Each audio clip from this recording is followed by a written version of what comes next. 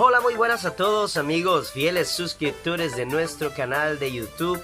Bendiciones para todos ustedes en este hermoso día.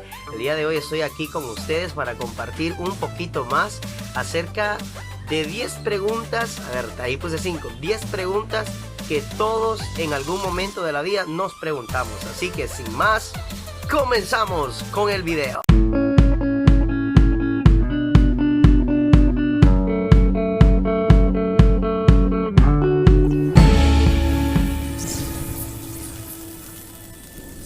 Bien, así que el día de hoy quiero compartir de una manera sencilla, de una manera práctica, de una manera bíblica 10 preguntas que todos nos hacemos alguna vez en la vida. Yo me las hice y creo que muchas personas también se las hacen, y el día de hoy quiero compartirte estas 10 preguntas.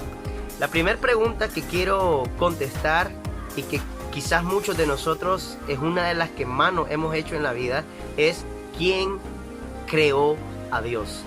La verdad es que esta es una pregunta un poco que no sabemos cómo responder, pero ¿existe una respuesta? Bien, para la mente humana es difícil comprender, entender la existencia de Dios. Sin embargo, la Biblia afirma que uno de los atributos divinos de Dios es su eternidad. Él siempre ha existido. Eso nos dice, por ejemplo, Salmos capítulo 90, versículo del 1 al 2, Isaías capítulo 40, versículo 28, y también la carta de Judas, versículo 25. Estas cartas afirman que sí, que Dios siempre ha existido desde la eternidad, ¿verdad? Por lo que mi respuesta a esta pregunta es ¿quién creó a Dios? Sería la eternidad. Bien, vamos a la segunda pregunta. ¿Existe Dios? Sí, para los que creen, y no para los que no creen. Sin embargo, la Biblia no justifica o no trata de argumentar si Dios realmente existe o no existe. La Biblia da por hecho que Dios existe y que Él es el creador del universo, que siempre ha existido.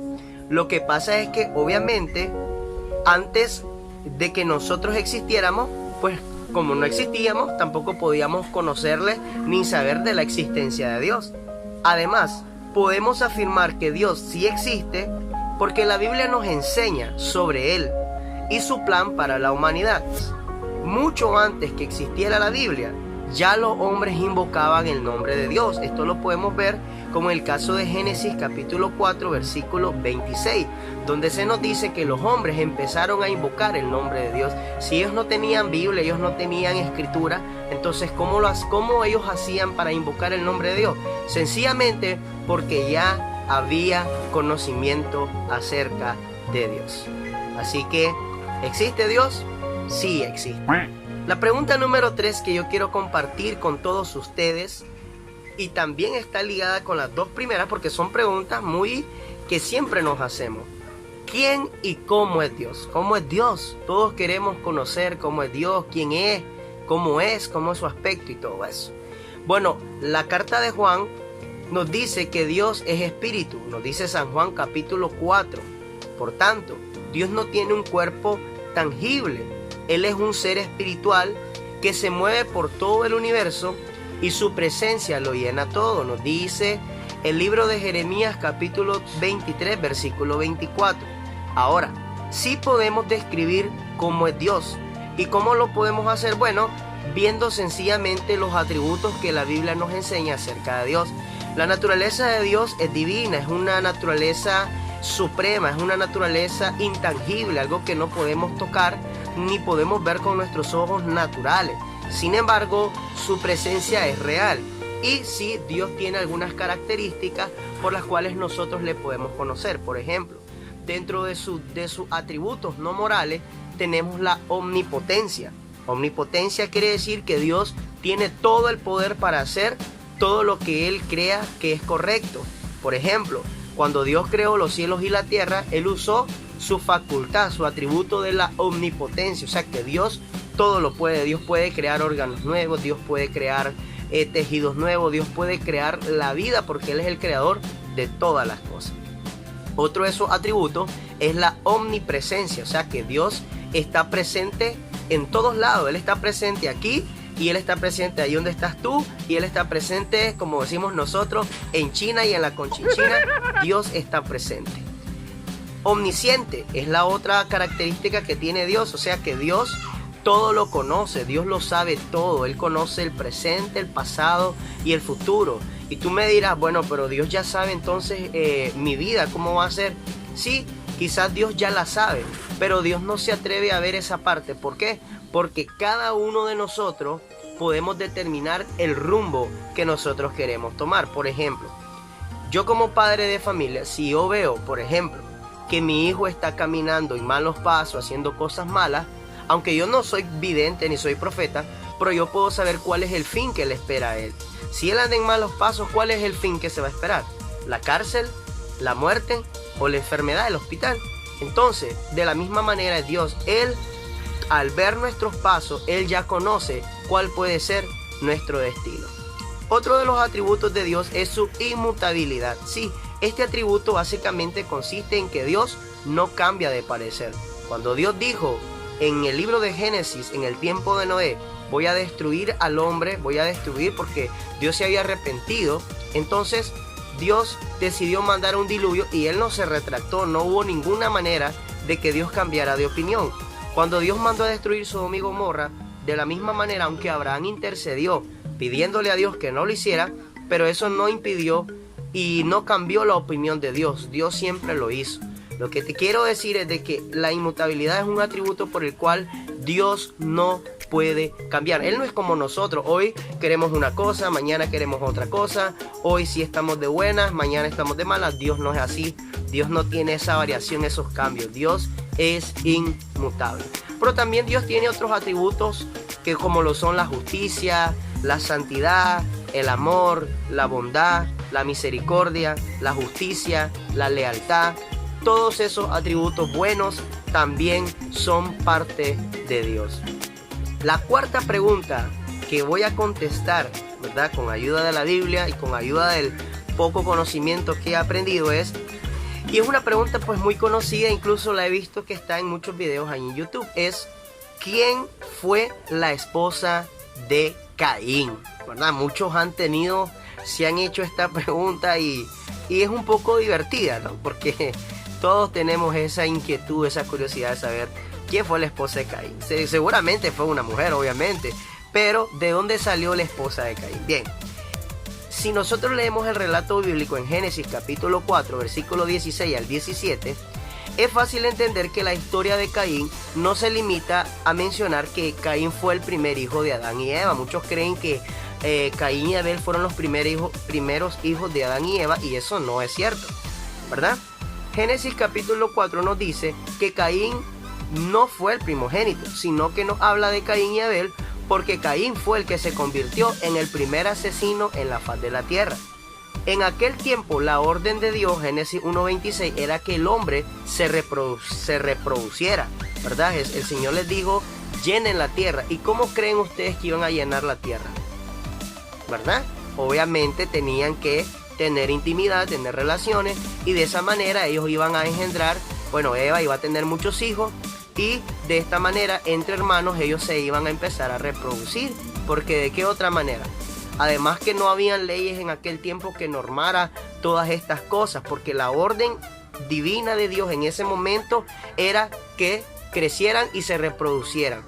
Más adelante Dios empezó a ordenar y a establecer leyes, porque pues ya había suficiente gente, suficientes seres humanos, y entonces ahora había que poner reglas. Es como cuando tú te estás cambiando, te estás mudando a otra casa.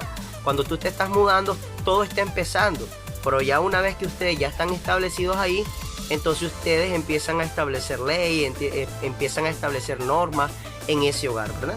Bien, entonces, siguiendo con la pregunta, Caín se convirtió en el primer asesino. Así que si nosotros leemos el relato, ¿verdad?, nos damos cuenta de que Adán y Eva ya habían tenido muchos más hijos. Es más, es probable que Caín ya tenía a su mujer cuando mató a Abel, y ya te lo voy a explicar por qué, pero aún no había tenido relaciones con ella. Él se fue de la tierra de sus padres al oriente de Edén, y la Biblia nos dice que ahí edificó una ciudad Así que la esposa de Caín, ¿quién era? Era su hermana. Era una de las hijas de Adán y Eva, y él ya la había tomado. Cuando él mata a Abel, dice la Biblia que él se fue a tierra de Nod y ahí edificó una ciudad. Algo muy importante es que la Biblia usa la palabra y Caín conoció. Esa palabra no se refiere únicamente a decir de que conoció de poder verla o de poder conocerla como tal, sino que si nosotros leemos en Génesis capítulo 4, se nos dice que Adán conoció a su mujer. O sea, que ¿será que es que no la conocía? Claro que la conocía, pero se estaba refiriendo a conocerla íntimamente, o sea que habían tenido relaciones. Por lo tanto, creo de que Caín se llevó a su mujer, se fue a la tierra de Nod y ahí tuvo relaciones con su mujer, y pues de ahí le engendraron hijos a Caín. Así que la pregunta, ¿quién fue la esposa de Caín? Su hermana. Sencillo. Vamos a la quinta pregunta. Espero que no se aburran, porque esto es muy importante que nosotros lo entendamos para que aclaremos esas dudas que muchas veces tenemos. ¿Por qué morimos? ¿Por qué nos tenemos que morir? Eso es triste, ¿no? Bien, la muerte es el resultado del pecado, de la desobediencia, de la maldad. Recordemos que Dios le advirtió a Adán y a Eva cuando estaban en el jardín del Edén y les dijo: de todos los árboles del huerto podrán comer, pero del árbol del bien y del mal no comerán, porque el día que de él comieren, de cierto morirán. O sea que Dios les advirtió a ellos que iban a morir, aunque ellos no entendían qué era la muerte y a qué se estaba refiriendo Dios, pero Dios les había advertido. La muerte es una condición, es un estado, podríamos decir, de autodestrucción, para que el hombre no siga pecando más. Imagínense ustedes de que viviéramos toda la eternidad pecando, haciendo lo malo. Cuántas niñas violadas, cuántos niños abusados, cuántas mujeres maltratadas, cuántas injusticias por toda la vida se seguirían cometiendo si las personas no murieran. Así que la muerte es como un estado en el que las personas dejan ya de hacer toda actividad para poder recibir su retribución a esa condición pecaminosa que lamentablemente nosotros los seres humanos tenemos. La muerte es una ley de la vida, porque todos nosotros nos morimos, todos pecamos, y como todos pecamos merecemos la muerte. Así nos dice la carta de los Romanos. Por eso Cristo tuvo que venir a salvarnos de la muerte eterna. El Hijo de Dios tuvo que venir, engendrarse en el cuerpo, en el vientre de María, y renacer en un cuerpo humano para poder salvarnos a nosotros de esa muerte eterna, de esa autodestrucción eterna a la cual nos ha llevado el pecado. Así que, ¿por qué morimos? Porque pecamos. Bien, amigos, así que vamos ahora a la sexta pregunta. ¿Existe el infierno? Bueno, esta es otra pregunta bastante controvertida para muchas personas, porque hay muchos que dicen que no existe, otros dicen que sí, otros dicen que es un lugar intermediario entre la tierra y el cielo, entre el infierno y el cielo, y bueno, otros dicen que el infierno es aquí en la tierra. Imagínense ustedes, quizás, ¿verdad? Probablemente, pero vamos a ver. Muchos dicen no creer en el infierno. La Biblia utiliza la misma palabra en 3 idiomas para referirse al mismo lugar. Por ejemplo, Seol, que es una palabra hebrea. En el griego, por ejemplo, usan la palabra Hades. Los que vieron los Caballeros del Zodiaco, pues quizás han escuchado esa palabra Hades. Y en latín se usa la palabra inferno. Y esas 3 palabras, aunque están escritas en diferentes idiomas, hacen alusión al mismo lugar, que se refiere al lugar donde descansan los muertos, o al lugar de los muertos, como ustedes lo quieran imaginar. Ahora, ¿dónde es ese lugar? La lógica nos sugiere que si enterramos a alguien en la tierra, es porque su cuerpo, como dice Eclesiastés, que el cuerpo vuelve a la tierra. Sin embargo, al morir, la parte espiritual no material que poseemos en nuestro cuerpo aún tiene conciencia y recuerdo. Por eso, antes de Cristo, todos los que morían iban al Seol, al lugar de los muertos, ¿verdad? Pero una vez que Cristo vino, entonces todas estas personas que morían en ese lugar, ¿verdad? Y que habían realmente tenido una vida santa para Dios, ellos eran llevados al cielo. Vamos a ver, por ejemplo, algunos versículos. Efesios capítulo 4, versículo 8 al 10, por ejemplo, nos dice de que el Señor llevó cautiva la cautividad y dio dones a los hombres, pero que también dice que Él descendió a las partes más bajas de la tierra. Oigan lo que dice el texto, que Jesús, cuando Él fue crucificado, esos 3 días que Jesús estuvo crucificado, dice que Él descendió a las partes más bajas de la tierra. ¿Y qué quiere decir infierno? Infierno, las partes más bajas de la tierra. Así que Jesús mismo fue al infierno, y también la carta de Pedro nos dice a qué fue Jesús. Por ejemplo, la primera carta de Pedro, capítulo 3, versículo 19, Pedro nos dice que él fue a predicarle a los espíritus que estaban encarcelados en el infierno. Así que el infierno es la parte más baja de la tierra, en la cual los que están en esta era, en esta época, van a ese lugar, ¿verdad? Mueren, y que mueren sin Jesús en su corazón, irán a esas prisiones de oscuridad hasta esperar el día del juicio final. Si quieren profundizar un poquito más en esto, les voy a dejar la historia del rico y Lázaro, que se encuentra en Lucas capítulo 16, versículo 19 al 39, y también ustedes ahí van a poder entender un poco acerca del infierno y del cielo, viendo y analizando el ejemplo del rico y Lázaro. Pero sí, esa es la respuesta a la pregunta. ¿Existe el infierno? Sí existe, sí existe. El infierno son las partes más bajas de la tierra, y pues si morimos sin Jesús, vamos a tener que llegar a ese lugar. Así que ábrele tu corazón al Señor para que no vayas a ese lugar. Pregunta número 7. Ya nos estamos acercando, amigos, también a las otras preguntas. ¿Existieron los dinosaurios? Bueno, yo tengo un video ahí donde hace poco mi hijo me inspiró un poco para responder a esa pregunta acerca de los dinosaurios. Y como ya lo he mencionado, algunos creen que sí, los dinosaurios existieron. Bueno, algunos científicos dicen haber encontrado fósiles de dinosaurios extintos. Recordemos que nuestra Tierra ha tenido muchos cambios en el paso de los años. Por ejemplo, han habido animales que se han extinguido. Así que no vamos a decir 100% que sí existieron, pero tampoco vamos a negar que no pudieron existir. De manera que el asunto de los dinosaurios tampoco está revelado en la Biblia. No nos dice, la Biblia no nos da ningún indicio ni ningún conocimiento de si existieron o no los dinosaurios.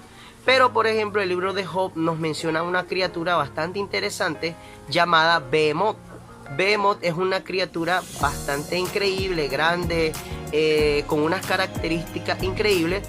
Y pues no estamos diciendo que eso significa que existieron los dinosaurios, pero lo que sí podemos decir es que existieron criaturas bastante extrañas, bastante desconocidas aún para la ciencia, para nosotros, y pues quizá es probable de que pudieron existir en algún tiempo o pudiera ser que no. Así que esa pregunta creo que todavía hasta el día de hoy vamos a seguir con esa especulación de duda acerca de los dinosaurios. Pero igual, si tú quieres creer, pues yo no creo que sea algo malo.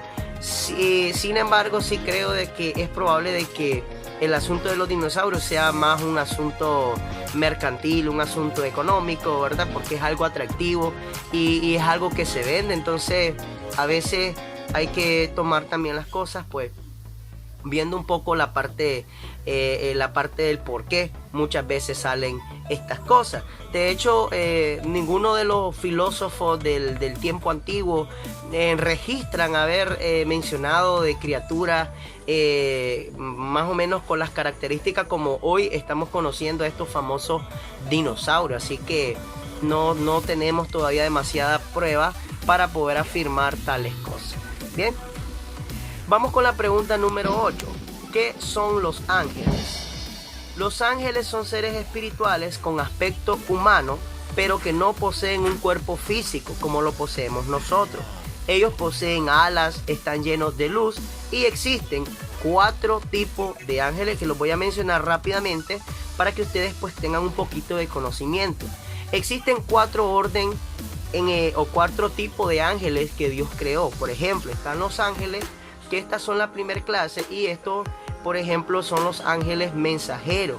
La palabra ángel quiere decir enviado, mensajero, así que los ángeles son entidades, seres espirituales que se encargan de llevar mensajes de parte de Dios. Por ejemplo, el ángel que llegó, los ángeles que llegaron a la casa de Abraham, por ejemplo, los ángeles que llegaron a la casa de Lot. Por ejemplo, el más reconocido de todos estos ángeles es el ángel Gabriel, el cual llegó a casa de María y fue el que le dio la buena noticia de que en su vientre ella iba a concebir al Hijo de Dios. También tenemos la segunda orden o los segundos tipos de ángeles, que se le llaman arcángeles, ¿verdad? Este tipo de ángeles son ángeles de combate, son ángeles de guerra, son ángeles de pelea. No es que ellos están peleando o son pleitistas o ese tipo de cosas, no, sino que ellos pelean contra las huestes espirituales de maldad. En el cielo se libran muchas batallas, hay muchas entidades demoníacas, fuerzas espirituales de maldad que muchas veces impiden que nuestras oraciones lleguen. Por ejemplo, en el caso de Daniel, estaba orando y ayunando por 21 días, pero dice que un mensajero de Satanás se le oponía y no dejaba que su oración llegara ante el trono de Dios. Entonces Dios envió al arcángel Miguel para poder echar fuera a ese demonio y que de esa manera la oración de Daniel pudiera ser escuchada por Dios.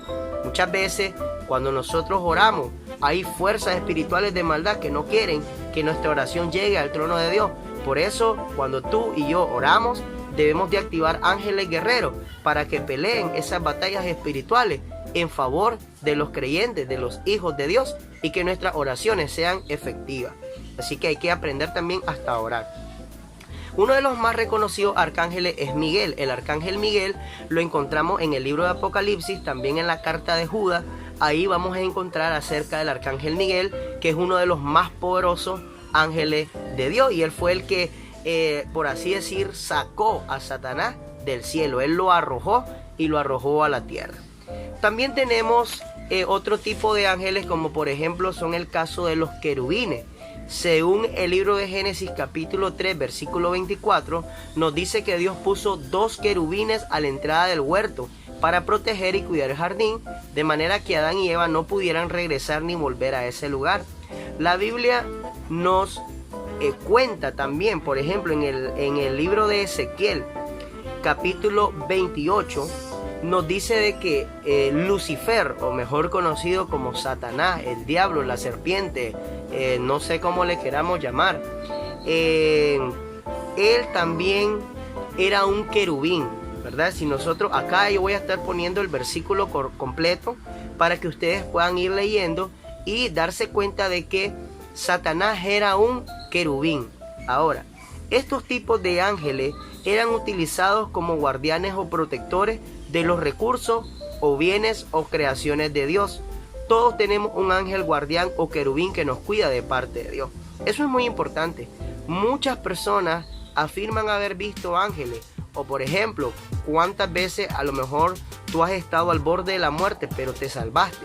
Es porque Dios manda ángeles querubines para protegerte y cuidarte, y claro, no nos damos cuenta. Muchos de nosotros tenemos a nuestros ángeles querubines guardados de vacaciones, ¿verdad? Porque no le pedimos a Dios que Él envíe a sus ángeles para guardarnos y cuidarnos.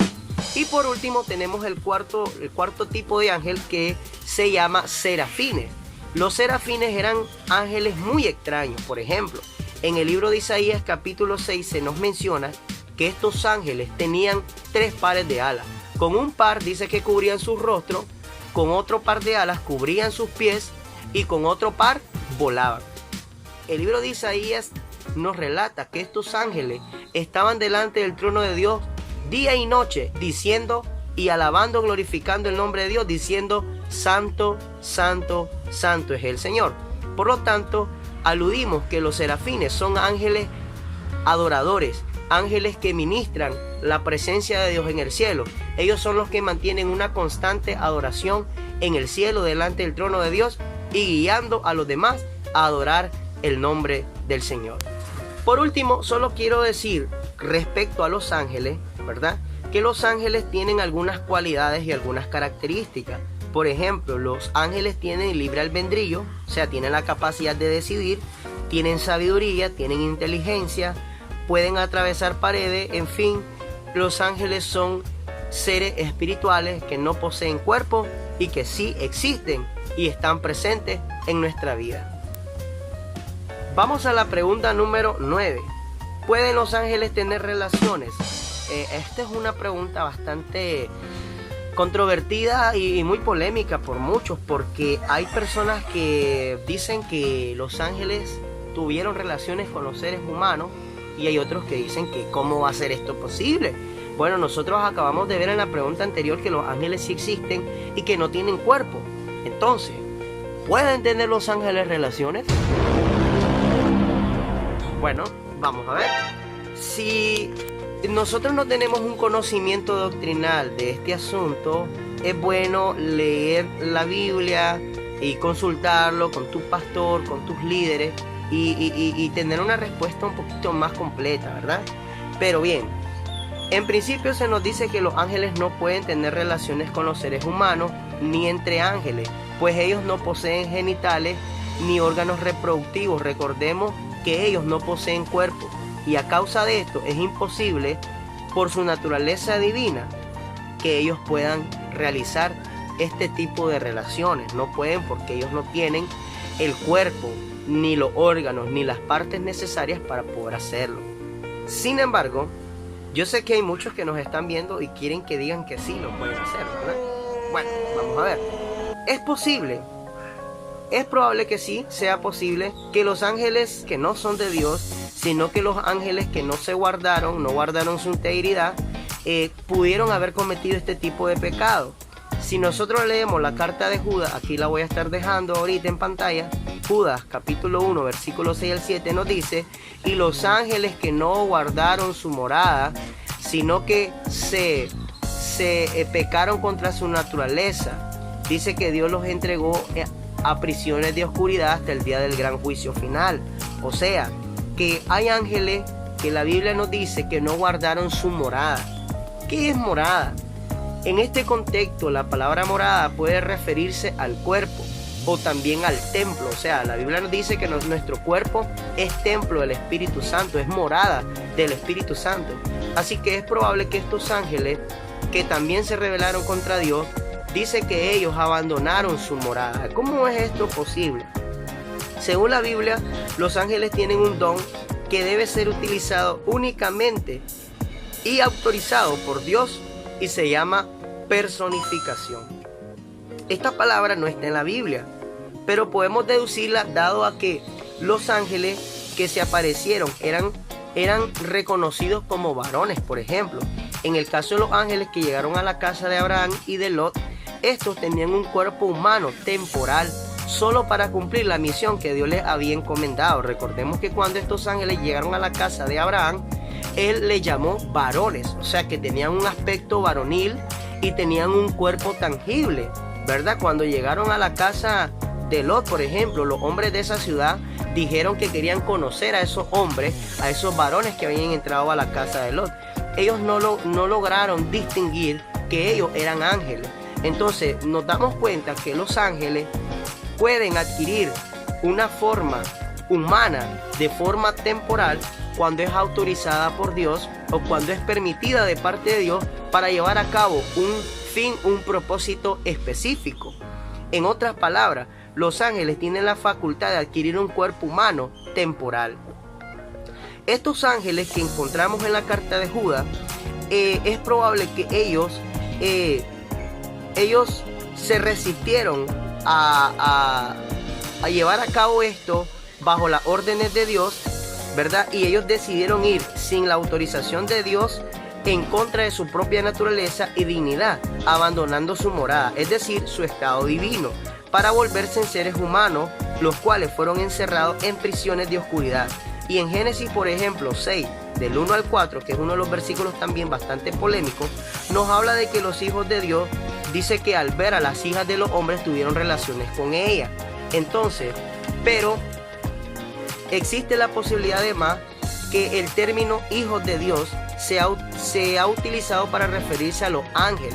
Por ejemplo, en el libro de Job, capítulo 1, versículo 6, se nos dice que los ángeles se presentaron delante de Dios y entre ellos también se presentó Satanás, ¿verdad? Así que la palabra hijos de Dios en el Antiguo Testamento al menos nos hace referencia a los ángeles. Así que los ángeles también eran vistos como hijos de Dios, pero ahora nosotros también somos hijos de Dios. Así que la respuesta bien podría ser sí. Sin embargo, no hay suficiente argumento para sostener esta teoría. Si quieren que profundice esta pregunta o cualquier otra, déjenmela saber en los comentarios para que yo pueda hacer un estudio mucho más profundo y traerles una segunda parte para que ustedes pues puedan conocer un poquito más acerca de esta pregunta. Así que si ustedes todavía aún así quieren que profundice más, déjenmelo en los comentarios y yo se los voy a traer. Vamos entonces a la 10ª y última pregunta en este día para ustedes. ¿Es Jesús Dios? ¿Es Jesucristo, el Hijo de Dios? A Jesús lo crucificaron porque una de las cosas es que lo condenaban porque Jesús se autoproclamaba el Hijo de Dios. ¿Y será posible que Jesús realmente es el Hijo de Dios? Bueno, la Biblia nos dice en Génesis 1:26, y dijo Dios, hagamos. Esta palabra está escrita en plural, lo cual significa que el Padre, Dios, Jehová, no estaba hablando él solo. Él estaba refiriéndose o hablando con el Espíritu Santo, con Jesús y él mismo, el Padre, hablando acerca de la creación del ser humano. Y dijo Dios, hagamos al hombre a nuestra imagen y a nuestra semejanza. Eso nos quiere decir entonces que Jesús ya existía y tiene las mismas características que tiene el Padre, la misma esencia, porque Jesús mismo dijo, lo que veo hacer del Padre, eso hago, porque el Padre y yo uno somos. Pero, ¿es Jesús Dios? Obviamente sí, porque si el Padre es divino, o sea, si Dios tiene una naturaleza divina, el Hijo tiene la misma naturaleza de su Padre y la misma sustancia, es decir, tienen los mismos genes, ¿verdad? Eso es como nosotros. O sea, ¿cómo sabemos? Sé que mi hijo es mi hijo, obviamente porque lleva mis genes, lleva mi naturaleza, lleva mis características y las de su mamá. Sin embargo, cuando Jesús vino a la tierra, no podía venir con su naturaleza divina. Él tuvo que encarnar en un cuerpo humano y de esta manera salvar al hombre perdido, pero con el mismo cuerpo imperfecto, para dar fe y testimonio que el hombre verdaderamente puede cambiar. Si en verdad recibimos a su Hijo, pues su vida de obediencia absoluta, es decir, sus genes, se adhieren a nosotros y de esa manera nosotros también llegamos a convertirnos en hijos de Dios. Juan nos dice estas palabras tan maravillosas y nos dice que Dios nos ha dado la potestad de ser llamados hijos de Dios. Así que Jesús realmente es el Hijo de Dios. No hay duda alguna de que Jesús no lo fuera. Toda la Biblia nos explica, nos da fundamento bíblico y peso de que realmente Jesús era el Hijo de Dios. Él no solamente se lo autoproclamó, sino que él sabía que era el Hijo de Dios y se refería a su Padre. Él no llamaba simplemente a Dios como cualquier cosa. Él era su Padre y él era su Hijo. Y ahora, gracias a su sacrificio, tú y yo también podemos ser hijos de Dios. Yo por último, antes de terminar estas 10 preguntas que espero te hayan aclarado un poco tus dudas, estas preguntas que todos nos hacemos, pero yo quiero dejarte un mensaje. Quiero aprovechar este año para darte siempre este mensaje que nunca va a dejar de ser importante. Ábrele tu corazón al Hijo de Dios, porque Él fue el que vino a morir en la cruz por ti y por mí. Quizás a veces estas 10 preguntas no nos van a hacer mejor ni peor creyente, pero sí déjame decirte, el Hijo de Dios sí te va a ayudar a ser un mejor creyente, una mejor persona, un mejor padre, un mejor amigo, un mejor esposo, un mejor trabajador. Si todavía no le has abierto las puertas de tu corazón al Señor, hazlo ahora y dile conmigo: Señor Jesús, hoy reconozco que soy un pecador, que necesito tu perdón, que necesito tu gracia y tu misericordia. Hoy, Señor, te pido que perdones mis pecados, que me laves con tu sangre preciosa y que escribas mi nombre en el libro de la vida y que jamás sea borrado. Acepto tu perdón y hoy me declaro tu hijo en el nombre de Jesús. Que Dios te bendiga. Nos seguimos viendo en nuestros próximos videos. Si no te has suscrito, suscríbete ahí donde estoy marcando con mi dedito para que tú puedas tener todas las notificaciones de mis próximos videos. Hay mucho material que quiero compartir con ustedes y agradecerles por estar siempre pendientes de cada uno de mis videos. Que Dios te bendiga y nos vemos en el próximo video.